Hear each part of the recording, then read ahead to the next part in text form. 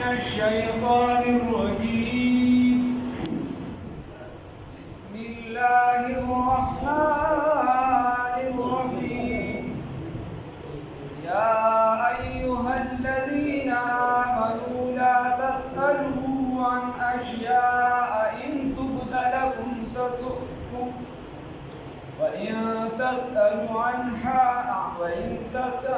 عنها حين ينزل القرآن تبد لكم عفى الله عنها والله غفور حليم. صدقت يا رب العالمين.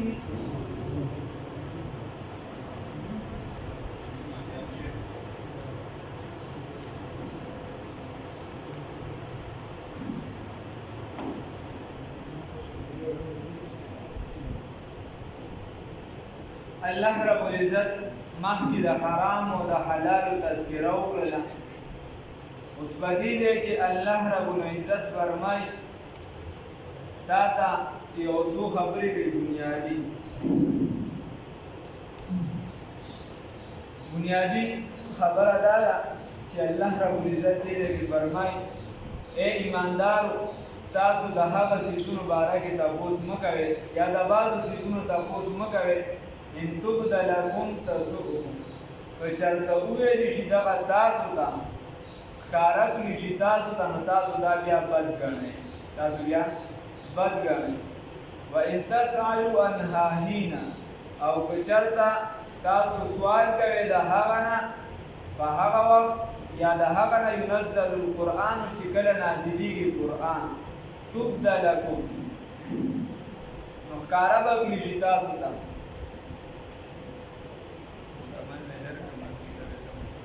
عفى الله عنها نو معافی کوي الله رب العزت د دینه والله یقینا الله رب العزت غفور بهانه کوونکی حلیم او صبرناک دی. بنیادی خبره په دې ځای کې داسې ده چې دا عام نن سبا هم دا معمول دی په هغه وخت کې ذهنونه ګډوډ کېدي چې د چا ذهن به یو شان د چا به بل شان د چا به بل شان. رسول الله صلی الله علیه وسلم نبم تپوسونه کېدل نو الله رب العزت د مسلمانانو ته فرمایي چې داسې تپوسونه مه کوئ چې د هغې بیا زور نشئ برداشت کولی. داسې تپوس مه کوئ چې هغه بیا تاسو سر ته نشئ رسولی. دا آیات یو څو موضوع سره مناسبت لري لکه سیدنا عمر فاروق رضی الله تعالی عنه داغه سره نه داغه نه مخکې نور صحابه یو صحابي رسول الله صلی الله علیه وسلم چې کله د حج اعلان وکړ نو هغه راپاسې د رسول الله صلی الله علیه وسلم ته وی دا حج په کال کې یو پیره دی په انسان باندې په زندګۍ کې یو پیره دی که هر وخت چې دی دا فرض دی هر کال به انسان بیا حج کوي هر کال به انسان رسول الله صلی الله علیه وسلم چپ پاتې یوه دا موقع دکه شان رسول الله صلی الله علیه وسلم نه به خلکو مختلف سوالونه کوي او کس ورپسې راپاسېده ورته وایي زما پلار څوک دی نو د دې د شر او د دغه سره څه کار دی رسول الله صلی الله علیه وسلم ورته ستا پلار مضافر او ظاهرا په معاشره کې چې د هغه کوم پلار چلېده هغه نه ځان یې هم رسوا کړه. بیا بل کس راپاسېده یا په یو موقع باندې رسول الله صلی الله علیه وسلم ته وایي غالبا منافق وایي زه به چې دی په د قیامت په ورځ کم ځای کې رسول الله صلی الله علیه وسلم ورته ته به د قیامت په ورځ غور کړي مسعود پې لازم یا بل کس پر رسول الله صلی الله علیه وسلم د اعتراض په شکل یو دغه باندې یو خبره وکړه د رسول الله صلی الله علیه وسلم ته وایي چې زما چې کومه اسفله د هغې په خېټه څه دي نو د رسول الله صلی الله علیه وسلم یو خادم هغه ډېر غوسه شو هغه ورته وایي الله سوال پرې ډېر بد ولګېد نو هغه ورته هغه د ډېرې غوسې نه وایي ستا د اس په خېټه باندې به صحیح که نه وي خو ته دې اس ته دا خپله نزدېکت کړی وي ستا هغه نطفه پکې پرته ده. رسول الله صلی الله علیه وسلم ډېر خفه شو ورته داسې جواب نه نو داسې قسمه نو الله رب العزت وایي چې داسې سوالونه مه کوه سوالونه معقول سوال چې دی دا نیم علم دی عرب وایي چې سوال دې وجه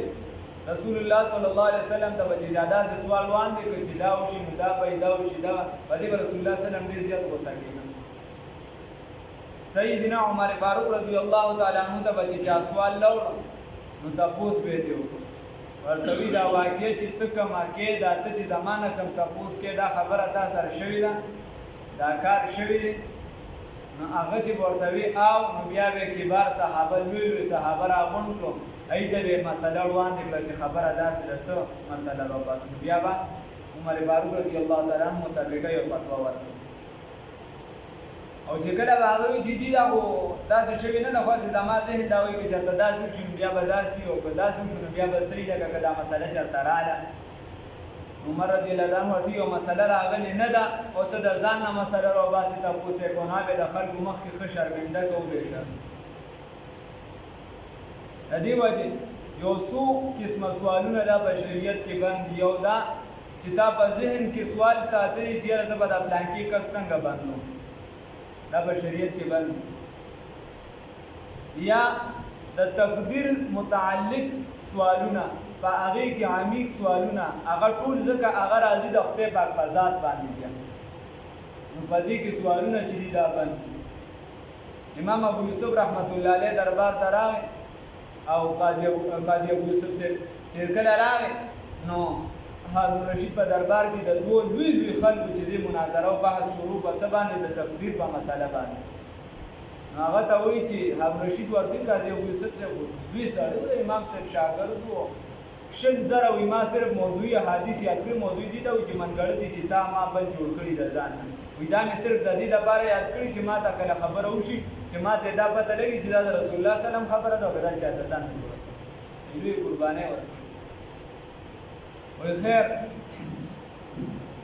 قرباني دوی ورکړي نو غالبا عبد الله بن مبارک سے وي یا امام زهر رحمه الله غالبا چې عبد الله بن مبارک سے وي دا سه حالت دی یو پیرور کړه کور ته رالم چې کله لا قاضي شي مخ کې چې طالب علمي و چې کور ته ورکړالم وي بس یو دی پاتې یو خزه پاتې و کور چې دی دا کور درشلې ته دی چې ایم خرڅ کړو د علم لپاره کار نه کوی علم ته ځان خپل کولې نشي لکه دواړه ګران نو چې زرا علم وي بیا چې پاسیدم وي ما سره د حالاتو څخه خبرې کوم ما ته په دغه کې پاسویلی کې چې تا خبرو کې دا نو چې زما کې په کور کې حالات ډېر ګډ وډ و چې زه کله پاسیدم ایماله صوبروړې وې دا خورې په یو کټوري کې چې زه پاسیدم یغه ته زما خیال نه و یغه سره مخ په لګې دا یغه مات چې څنګه مات شوی امام ابو یوسف ته وایي وې دا رنگونه بدل شو بدرې کړي دا رنگونه ډېر زیات بدل شو او ما ورته چې څه دا یو کټوري دې خودونه دا نشته تاسو ولې دوه خبرې ما دې چې پټول کور کې دا یو کټوري پاتې پدې کې د تلکارې او د وګو مونږ چې یو شی وکړو بیا پکې بل پټول کور کې دا یو کټوري پاتې الله قاضي ابو یوسف رحمت الله علیه فرمای نو هغه ورته وی او هارون رشید ورته چې دې فیصله وکړه قاضي ابو یوسف سے ورته وی وی دا څه پداسه خمه مسله کې ختی نه دي چې زه د دې فیصله وکم دا څه کار وکړه چې مخ ولا تور کو بخر باندې کینو د شاغړ دي په خلک گزارونه کې د بغداد پر ټول بازار کې وګرځوا به چې څوک د تقدیر په مسله کې باز کوي دا وی دا چې اوس د خلک لګیا دي نعوذ بالله من ذلک نعوذ بالله من ذلک نقل کفر نه باشد وی شیطان سجده ونکړه خدای پاک ته نیو ګوره خدای پاک چې دی نو سیکولر نعوذ بالله من ذلک نعوذ بالله من ذلک نو خدای پاک چې دی نو هغه چې دی مهلت یې ورکړو نن سبا چې دی مذهبي خلک چې دی دا د نن سبا د عام معاشرې خبرې دي نو ځینې سوالونه دا په شریعت کې بند دي د تقدیر متعلق ځکه چې هغه بیا ډایرکټ یا د الله رب العزت چې کوم دی مثال په تور مونږ وایو لاس راغلی دا راغلی نو مونږ وایو چې څنګه د الله شان لایقي څنګه د هغې سره مطابق د الله د شان سره د ځان نه بګې ته ذهني خبرې نه کوي سوالونه به پای کې نه دې وایي د عقایدو چې کله مسلې مونږ ته علما وایي چې کله د عقایدو بحث کېږي وایي سوال به کې هو په آخره کې به کې که که چېرته د عقیدې په منځ کې سوال کوي نو ټول د منطق او فلسفې اعتراضونه وي ځان به هم یو اړخ ته وباسي یا به کفر طرف ته لاړ شو یا به مونږ هم چې بل اړخ ته وباسي دومره باریکې مسله بله د مشاجراتو مسله ده چې د سلفو د احوالو متعلق چې کله د سلفو په خپل منځ کې تعارض راغلی خپلو کې څه خبره راغلی ته په هغې کې سوالونه کې دا په شریعت کې بند دي لکه سیدنا حسین رضی الله تعالی عنه ته چا وویست وی صاحب وی د علي صاحب او د امیر معاویه رضی الله تعالی عنه په منځ کې جګړه کوي څوک پکې په حق دی څوک په حق و حسین رضی الله تعالی عنہ ورته وی هغې جګړه نه کوله وي دا خلکو به جګړه کوي او دا عمر ابن عبدالعزیز رحمه الله نه تپوس وشو وی صاحب وی امیر معاویه صاحب او علي صاحب کې څوک په حق دی دا لوی خلک عمر بن عبدالعزیز صاحب ډېر لوی سړی هغه مخکې زندګي وکړه پس د خلافت یې بیا عمر بن عبدالعزیز رحمت الله علیه دا نن سبا چې کوم څه دي عام خبرې د خلکو په خوله باندې دا خلک ورسي نه بس ګپ شپ جوړ کړی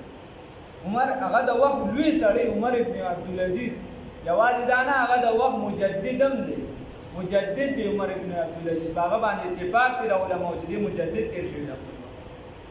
عمر بن عبدالعزیز رحمت الله علیه ورته جواب کې وایي ما وایي دایي په منځ کې خو وینه تویه شوې ده وی ما د خپل لاس د وینې ځکه چې دی امیو چې دی خلیفه کړ وی ما د خپل لاس د وینې نه بند کړی دی وی ته زما ژبه په وینه کې اخته کې د صحابو په منځ کې مقابله شوې د وینه تویه شوې ده وی ما د لاس د وینې نه بند کړی دی ټول خلک مې په ارام کړل او ته زما د ژبه اوس په وینه کې اخته کې دا کا کار دومره باریکه مسله هم د چار سړی الله رب العزت قبر د انوارات نه دی شهزاده مولوي دعا متعلق راځي دا هغه نه یو شاګرد تپوس وکړي چې دې دواړو کې کوم په حق ولي صاحب کې امیر معاویه صاحب کې هغه ورته ویل شاباس دا خو زه ډېر لوی سړی وګڼلم ها شهزاده مولوي صاحب ورته دا خو زه ډېر لوی سړی وګڼلم چې ته په ما د صحابو جج جوړی د صحابو د علي صاحب او د امیر معاویه صاحب ما جج جوړی او زه به اوس د هغې په منځ کې فیصله کوم زه د هغې نه اوچت شوم زه د هغې نه لوی سړی د دې وجې د سلفو چې په منځ کې کومه خبره تېره شوې ده تا ته دا اختیار نشته چې ته ووایې چې پلانکي صحابي په حق او پلانکي چې دی نو هغه قتلیام کړي دا وه او که هر که ته تاریخ طرف ته ځي د طبري طرف ته ځي او دا نو هغه وچو لامده دي او ځنو ته بیا صرف لامده راغونډ کړي ځان یې کتاب جوړ کړی د شیعګانو په ستالونو میلاوي ځان د سنیانو کتابونه د شیعګانو په ستالونو میلاوي بیا نو دا منل یا ایها الذین آمنوا اے د ایمان خاوندانو لا تسألوا تاسو سوال مګوئ عن اشیاء د بعض شیزونو باره کې یا د هغه څیزونو باره کې ان تبد لکم که چېرته ظاهر شي تاسو ته د سؤکم نو تاسو بد ګڼئ لکه ای بد ګڼل ورته وویل چې ته چې دی د پلانکې زوی ته په اور کې نو هغه خفه شه ته چې دی نو دا ګوره بیا سړی بد ګڼي نو الله رب العزت وایي داسې تپوسونه مه کوئ وَإِن تَسْأَلُوا كَجَرْتَ تَپوسُشي وَإِن تَسْأَلُوا كَجَرْتَ تَاسُ تَپوس کوي عنها د هغه نه هینا یو په هغه وخت کې ينزل القرآن چې نازل کیږي قرآن چې تاسو د قرآن متعلق تپوس کوي یا قرآن چې کله را نازلېږي دا یې تپوس کوي نو تبد لکم ظاهر وکړو تاسو ته ظاهر وکړي شي ستاسو وړاندې دا خبره خو هغه اصل ستاسو مخې ته ظاهرېږي دې کې تاسو د ډېر افسوس او دغه ضرورت نشته رسول الله صلی الله علیه وسلم چې کوم پیغام راځي هغه به تاسو صفا وایي عفا الله عفو کړی دا الله رب العزت عفو وکړه الله رب العزت عنها دا دغه تیرونه مخکې چې کوم سوالونه مالونه ګډ وډ کړي د هغې نه عفو وکړه والله یقینا الله تعالی غفور بخښنه کوونکی دی حلیم صبرناک دی قد سألها یقینا سوالونه کړي قوم یو قوم من قبلکم مخکې ستاسو نه سوالونه کړي مخکې ستاسو نه قومونو د صالح علیه السلام قوم وي د دې ګټې نه براله چې دی وخر وباسي د دې ګټې نه دغه شان چا د مایدې سوال کړو چا چې د نور سوالونه کړو چې کله باغې هغه سوال دای قبول شو خدای پاک چې دی وخر وباسه نو باغې څوک له باغې کوپر هغه وخر چې هغه حلال کړه هغه تاریخ به چې دی ای کټ کړي ثم اصبحوا بیا وګرځید بها باغې باندې کافرین انکار کوونکی باغې بیا انکار کوونکی وګرځید ما جعل الله ندگر ذولی اللہ رب العزت من بحیرت سبحیرہ ولا صاحبت ونس صاحبہ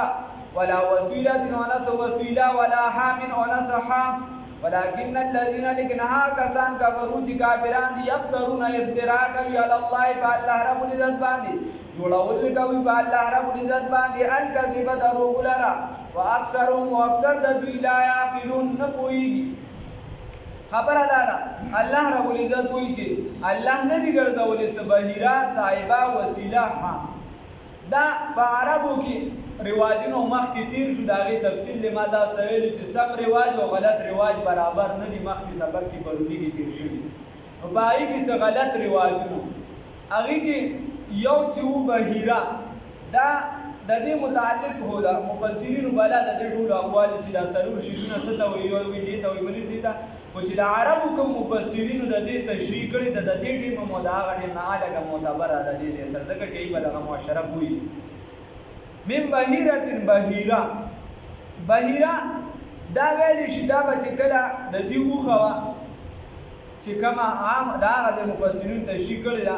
او هغه به پنځه پیرې لنګه شوه او په پنځم ځل به چې نر بچی راوړو یعنې ماده به یې راوړله دا نر به یې راوړو چې نر به یې راوړو نو هغه مور له به ورله غوږونه چې دي دا وشلول او هغه به یې داسې بیا پرېښودل هغې نه به بیا پیم نه اخیستل او په هغې باندې به څه سورلي یا یو څه بل څه نه کوي وایي دا چې دی دا بس دې خپل کار پوره بحیره او دا به د بوت په نوم باندې پرېښودله خو دې کې به رواج دا و چې پنځه بچي به دې برابر او په پنځم ځل به نر بچی راوړ نو دې ته به ویلی شو بحیره دا به پرېښود غوږ به ورله کټ ولا صاحبة صاحبه دا به ویلی شو چې بهی که زما د پلانکي کار وشو نو زه به د پلانکي بوت په نوم باندې چې دی څاروي ګډه چیلې هر څه چې دا به زه پرېږدم نو چې هغه کار به وشو یا زه به پلانکي ټیم د سفر نه رالم نو چې کله به راغې د هغې بوت په نوم باندې به چې دی دا چیلې میلې یا چې هر څه دا به یې پرېښودو بیا به هغې له چا بوت یې نه وړل بله وه وسیله وسیله به ویلې شوه هغې ته چې وپېرې به کومه څاروي لنګ شم وپېرې که چیلې به وه ګډه به وه هر څه چې به وپېرې او په اووم ځل به چې دي هغې ماده راوړله مؤنثه به یې راوړله نو هغه به د دوی شوه او که نر به یې راوړه نو هغه نر به چې دی به بیا د بوت په نوم شي وسیله د هغې ته وایي چې وپېرې به یو غوا یا هر څه چې وه دا به چې لنګه شوه نو چې وم کله د هغې به بچی پیدا شو که هغه به ماده وه نو به د دي وه او که مذکر به و نو به د بوت په نوم باندې بیا پرېښو دا به دي برکت کړه دا به دي او د تعظیم د بوت دپاره د هغې د عزت دپاره به یې دا پرېښودل او که چېرته به په اووم ځل دوه بره ونیو شو دواړه به یو ځای وشو یو به چې دې مثال په طور سیو یو به سپی وه نو بیا به یې دواړه ځان سر ساتل بیا به یې د بوت په نوم باندې نه ورکول هغې ته به یې ویلي وو دا وسیله وي دې ځان سره خپل د رور یا چې دی نو دا خور مثال په طور دا یې ځان سره را یوځای سویل وصل یې وکړو د ځان سره وایي دا کومه چې مثال په طور دا مؤنث پیدا کېده نو دې ځان سره دا ماده دا نر یې ځان سره را یوځای کړ نو دا به بیا د بوت په نوم نه ورکړو دا به بیا ځان سره ساتل او که چېرته به یو شی وشو نو به بیا د بوت په نوم او حام دا به چې کله به دا اوښ چې دی اوښه ده به خامخایي چې اوښه لنګېږي اوښ ته به نږدې کېږي نو چې کله به دا یا بل څاروي داسې دا به لس پیرې چې دی د دې نه د دې اوښ نه به چې دی نور څاروي تېر شو لس پیرې نو دا لسمه پیره به چې کله ده دغه کار وکړو نو بیا به په لسمه پیره دا اوښ پرېښودوی بس ته خپل کار پوره کوي ته خپل شا پټه کړه ای به دې خپل شا حامه وایي شا یې خپله پټه کړه هغې نه پس به بیا دغه اوښ ته بیا څوک نه نږدې کوي نو دا د هغې یو څو اصطلاحګانې او اوس هم دا په بعضې ځایونو کې شته څوک د زیارت په نوم باندې پرېږدي بعضې ځایونو کې دا واقعیات اوس هم راځي اوس هم راځي انسانان دا معاشرته چې دا تاریخونه وګورئ د قرآن سره به زنانو له نکاحګانې کړي ستاسو خدای بېخ وباسه قرآن سره به ورته نکاحګانې کړي کاله ولا وکړه الله نه معلوم اوسم چې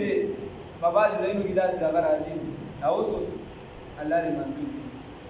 بیا به د چې د چا نه خوراک کو کار څه به کو دغه سارو ته بیا چا سره الله وی دا مان دي ګرځولې ولکن الذي لیکن دا هغه کسانو ګرځولي کفرو چې کافران دي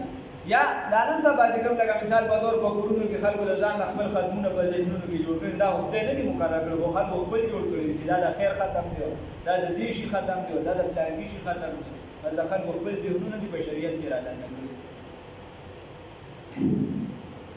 یفترون علی الله الکذب دی جوړوي په الله رب العزت باندې درو واکثرهم لا یعقلون او اکثر د دوی نه پوهیږي نه پوهه دي کما کوي واذا قيل لهم هر کله چې ویل شي دي دا تعالوا راجع الى ما ده غصدربتا انزل الله چې نازل کړی دی الله تعالی و الى الرسول او رسول الله صلی الله علیه وسلم جانب ته یعنی د الله د قران طرف ته او د رسول الله صلی الله علیه وسلم د سنت طرف ته قالوا ويدي حسبنا كافر زمون د بارا ما هاس وجدنا چې مندلی علی بای باندې آبانا مغمور بلار خپل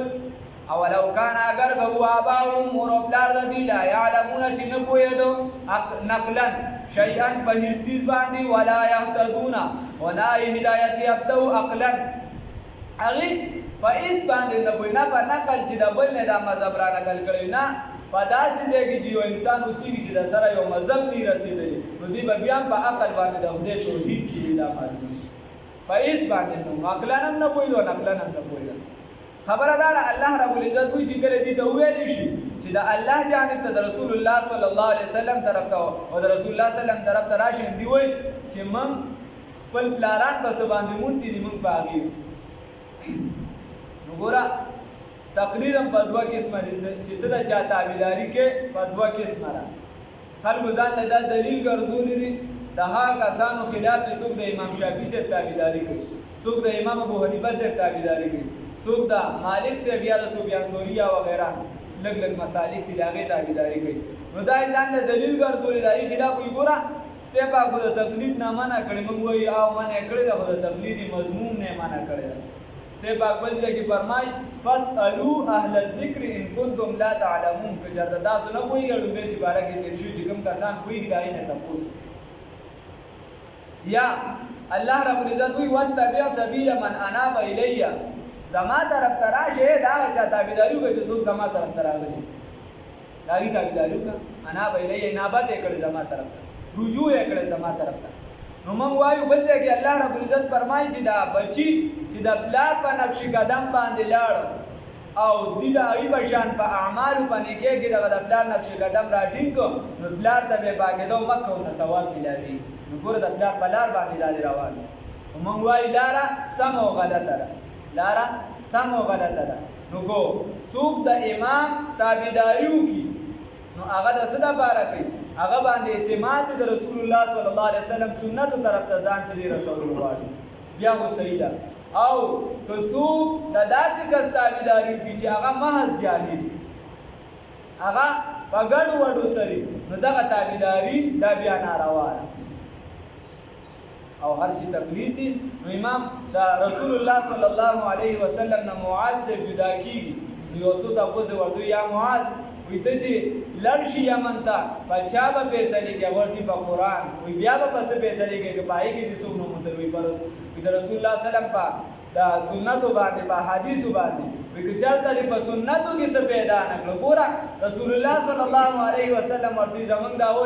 وی دو اصول یو قرآن او یو حدیث رسول الله صلی الله علیه وسلم ورته که په دې کې دې څه معلوم نه کړو بیا به کم فاضي نو ورته وی اجتهدوا برأیي بیا په خپل رائے باندې اجتهاد کوم غور فکر به کوم چې کوم راته صحیح رائے ملو شي د قرآن حدیث نه ځان نه به ذهني نه جوړ به راوباسم او هغې باندې به فیصله کوم نو دغه ورته وایي رسول الله صلی الله علیه وسلم وایي خدایه وایي ستا شکر دی چې زما خبره وایي چې د رسول خبره او چې رسول څوک لیږي چې د هغه خبره یو شان شوه یعنې زما په زړه کې دا خبره پرته وه دغه د څو غلطه طرف ته نه بوځي غلطه لاره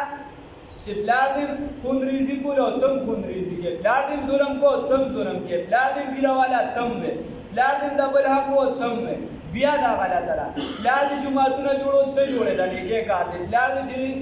خلکو سره خانداني تعلق مضبوط ساته ته ورسره ساتي ښه خبره ده. پلار دې خلکو سره دوستانه ساتله ته د هغه دوستانو خیال ساتي. حدیث شریف کې راځي دا د پلار حق دی دې کې ثواب دی. دغه شان چې هغه د نیکۍ د خلکو سره د خیر ښېګړې کارونه کوي ته کې دا د نیکۍ کار دې کې ثواب